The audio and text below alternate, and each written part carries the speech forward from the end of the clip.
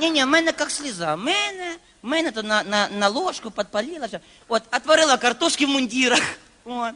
Взяла, открыла банку селедки, Васі, жирна, ой, жирнюча. Нарвала газети, это самое, чуть программу не порвала. В 200-граммовую баночку с-под майонеза налила своих антибиотиков через марлечку. На кончики ножа насыпала Нескафе Голд. Сделала себе Хеннесси.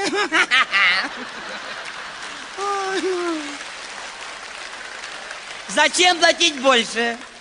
Результат один и тот же. О.